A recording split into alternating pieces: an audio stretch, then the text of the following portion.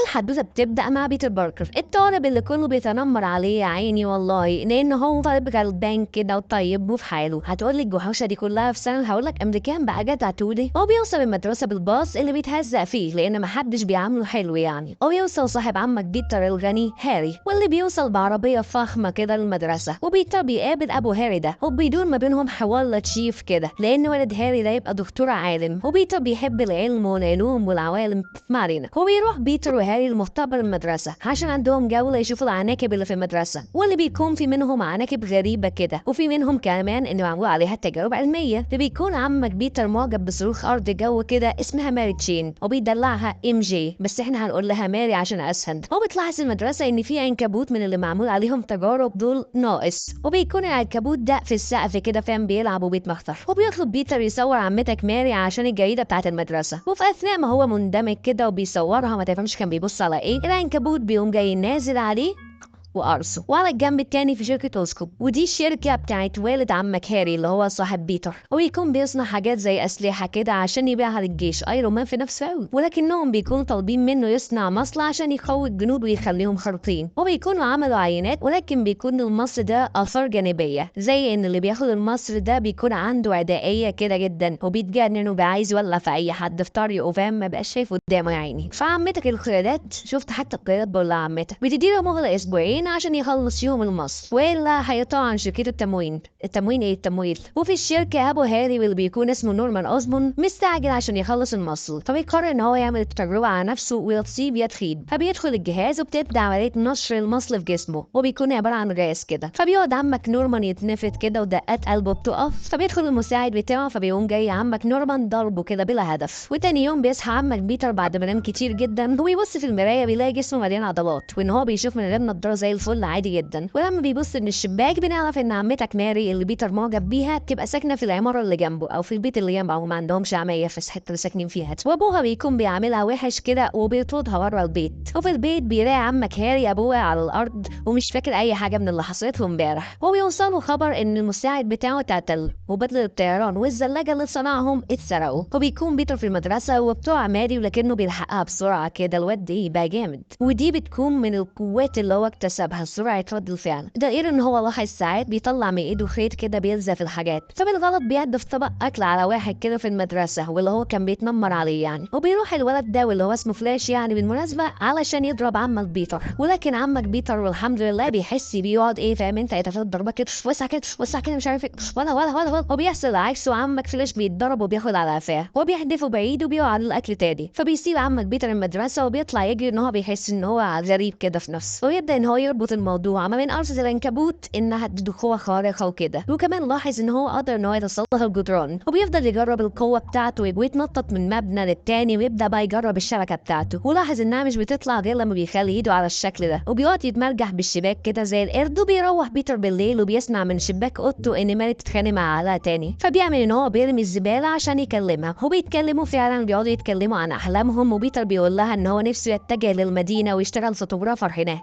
وماري بيكون حلمها تكون ممثله مسرح. وبيتكلموا شويه حلوين كده لحد لما بيجي الولد فلاش عشان بيكون في ما بين نمرين عمتك ماري ميعاد. اخص عليك يا واطيه. وبيشوف عمك بيتر ان ماري تعجب بالعربيه، فبيقرر يدور عربيه يجيبها لها عشان تعجب بيه وكده. سيمبل والله سيمبل الواد ده. وبيلاقيهم كلهم في حدود $2000 كده. فبيلاقي برضو اعلان عن مسابقه زي المصارعه كده، والجايزه $3000. فبيقرر يروح، وبيكون لازم يعمل لبس فاهم انت ايه ويتخفى وكده. فبيقعد يصممه، تاني يوم بيفضل يتدرب ويدعدر الدنيا. وبيقول عمك بيتر ان هو رايح المكتبه، والعم بين بيقول له هوصلك، وبيوصله. بيطلب العم بين يكلمه ويدي شويه نصايح كده، وان هو بيتعامل معاهم بغموض وغرابه اخر كام يوم. ولكن عمك بيتر بيرضى بطريقه مش كويسه كده عشان بيكون مستعجل، وبيقول له كلام قاسي زي انك مش ابويا بقى عشان تحكم عليا ويلزمني فعادي بقى انتوا مش مني والكلام ده كله. وبيسيب عمك بين هو حزين.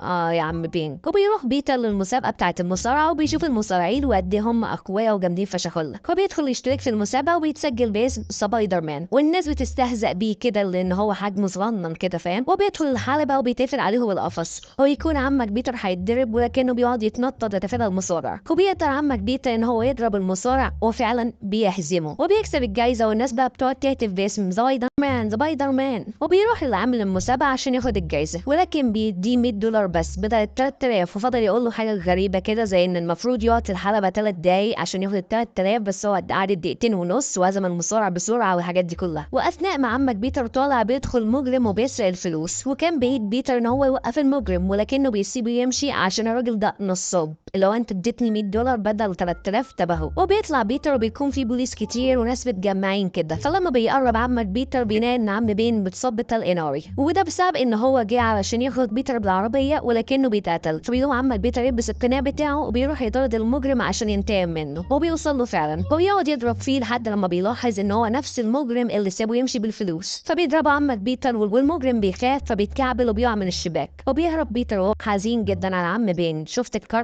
الكارما عملت ايه؟ وعلى الجنب التاني بيكون القيادات رفضت المشروع بتاع ابو هاري، وبيعملوا شويه تجارب كده، ولكن بيظهر شخص متنكر وبيقتلهم. وبرضه بعدها بفتره بيكون خلص العام الدراسي وبيتخرجوا من المدرسه، وبيكون بيتر حزين لان هو كان نفسه يكون مع العم بين في اليوم زي ده. وبيبدا بيتر ان هو يطور البدله اللي صنعها لحد لما بيوصل للشكل النهائي بتاعها، وبيقرر ان هو من هنا ورايح هيوقف المجرمين، لان العم مين بات بسبب المجرمين وبسبب ان هو سم مجرم. هو بيتشهر تحت اسم سبايدر مان، ما يكونش حد عارف الهويه الحقيقيه بتاعته، لحد لما في احدى الجرايد بيكون رئيسها اللي هو عمك جيمس كل همه ان هو يوصل للصور واخبار عن عمك سبايدر مان عشان فاهم يبيع بقى في الجرايد، وما يكونش حد عارف يكون معاه صور واضحه لسبايدر مان. واثناء ما بالصدفه بيتر معدي في الشارع كده ويدور على شغل، بيشوف ماري واللي بتكون شغاله دلوقتي في مطعم وما حققتش حلمها بانها تبقى ممثله، يلا زميلها يعني. وفي وسط الكلام بطول النهار ارتبطت بهاري، وبيروح بيتر وهو حزين، وبيقابل هاري وبيكون متضايق منه شويه لان هاري ما قالوش ان هو ارتبط بماري وانا يا ولد. وبيلاحظ بيتر في الجنون اعلان عن جايزه اللي يجيب صور لسبايدر مان واضحه، فبيروح ويحط الكاميرا من بعيد وهو بيقبض على المجرمين، وبيعمل لنفسه شويه صور عظمه كده، وبيروح وبيعرض الصور على عمك جيمس واللي بتعجبه جدا، ولكنه بيقول ان هم وحشين عشان ياخدهم بسعر قليل. وعلى الجنب التاني شركه ابو هاري اللي هو نورمان اوزبون، بعد كده هنقول نورمان على طول، بيكون مجلس الإدارة عايز يبيع الشركة، هو يقول لنورمان إن هو مطرود. ويكون بيتر فين بقى؟ بيكون في احتفال تبع الشركة واللي فيه برضه هاري وماري، واللي بسم الله ما شاء الله لايقين على بعض جدا. وبنشوف إن ماري مش متقبلة هاري أوي، وبيتر بيحس بخطر وفعلا بيجي من الشرير والناس بيفتكروه جزء من الاحتفال، لحد لما بيبدأ إن هو يدمر الدنيا. فبيجري عمك بيتر عشان يغير هدومه، وفي نفس الوقت اللي بتكون فيه عمتك ماري في خطر، فبيلحقها، والشرير بيقتل كل أعضاء مجلس الإدارة، وبيحصل ما بينه وبين سبايدر مان مواجهة كبيرة لحد لما بيتر بيهزمه فبيهرب، وبيلحق ماري اللي كانت هتموت وبيهرب بيها بعيد. وبينزلوا في مكان بعيد كده، وقبل ما بيمشي بتقول له انت مين؟ فيقول لها انا اللي ضامن عمري سنين. وبيمشي، وبيكون عمك نورمان في بيته قاعد بيجيله هلاوس كده، وبيسمع اصوات كتير في دماغه، وبيحصل له شبه انفصام في الشخصيه بسبب التجربه اللي عملها على نفسه، ويبقى في شخصيه طيبه ومحترمه وفي شخصيه بنت. طول الصحافه بيطلقوا على الشرير ده اسم جرين جوبلin. وفجاه في مكتب عمك جيمس كده بيهجم عليهم عمك جرين جوبلin عشان يعرف مين اللي صور سبايدر مان عشان هو اللي هيرشده لمكان سبايدر مان. ولكن عمك بيتر بيلحق انه يلبس البدله بتاعت سبايدر مان وبيجي يحارب عمك جرين جوبلin. وبيفضل عمك جيمس يقول انا كنت عارف انكم مع بعض بقى، بس سبايدر مان بيسكته، وجرين جوبلin بيرش مخدر كده بينيم بيتر وبيخطفه، وبيفضل يعرض عليه ان هم يكونوا شركاء واللي هيموت ناس كتير. وبيكون سبايدر مان بدا يكون مكروه لان هم افتكروه مع عمك جرين جوبلin، وبيتر بيكون ملوش دعوه بكل ده، وبيروح يقابل عمتك ماري وبيتكلموا. ولما ماري بيمشي وراها كده شويه متحمرشين، هو بيكونوا هيعتدوا عليها، ولكن الحمد لله بيتر بيلحقها بشخصيه سبايدر مان. هو بيتكلم معاها وقال يعني هي مش واخده بالها ان هو نفس صوت بيتر، يعني ما علينا. هو تنزل الماسك بتاعه وتبوسه، ده مش هاري ده هاني. الله الواد رسالة عليا. وتاني يوم بيكون في حريق، فبيروح عمك بيتر عشان يلحقهم، هو بيلحق طفل من جوه، ولكن بيفضل حد جوه فبيدخل عمك بيتر عشان يلحقه، ولكن بيطلع اللي جوه ده يبقى جرين جوبلin، وبيقعد يحدف عليه سكاكين كده، وبيفضل عمك بيتر ان هو يتفاداها لحد لما واحده بتجرحه في ايده وبيهرب. وبيوصل البيت وبيكون في تجمع عائلي ما بين عيله هاري وعيله بيتر، ولكن بيخش اوضته فبيستخبى في السقف كده، ولكن ايده متعوره بتنزل نقطه دم على الارض. وبيلاحظ عمك نورمان، وعمك بيتر بيغير هدومه وبيرجع البيت، وبيلاحظ عمك نورمان ان ايد بيتر متعوره، فبيبدا يربط المواضيع ببعض، وبيعرف ان سبايدر مان هو بيتر. هو باين كده جرين جوبلin عارف مين سبايدر مان، فبيهاجم عمة بيتر كتهديد ليه يعني، وبتتنقل للمستشفى. فبيعرف بيتر ان جرين فبيعرف عمك بيتر ان جرين جوبلin عرف شخصيته، وبتيجي عمتك ماري تزور عمة بيتر، وبيقعدوا يتكلموا وبتمسك ايده في نفس الوقت اللي بيدخل عليهم هاري كده اللي هو لي يا خاين ده الشيطان وعزك، فبترحب العناكب وتسيبوا بالمراكب فو عليكي.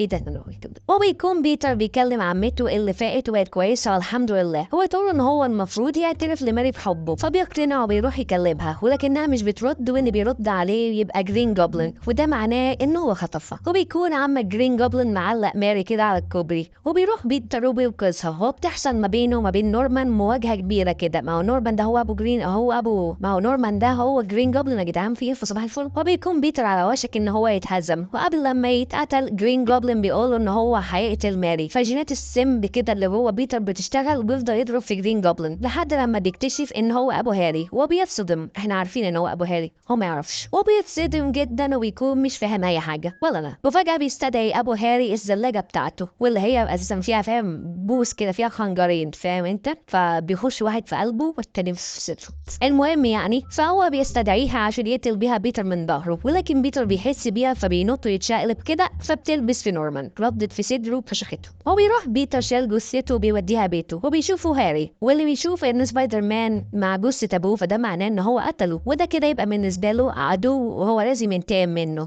هو ما يعرفش بقى ان هو ده صاحبه كده. وبيروح بيتر العزا اللي هو تقتل القتيل وتمشي في جنازته يعني، وتكون هناك عمتك ماري، وتفضل تقول له ان وهي في خطر، فضلت تفكر فيه وكان نفسها تانجو عشان تعترف له بحبها عشان تعترف له بحبها بقى وكده. هو بيبصوا بعض، ولكن بيتر ما بيقدرش يقول لها حاجه، هو بيسيبها وبيمشي. فعال هيعترف لها ان هو سبايدر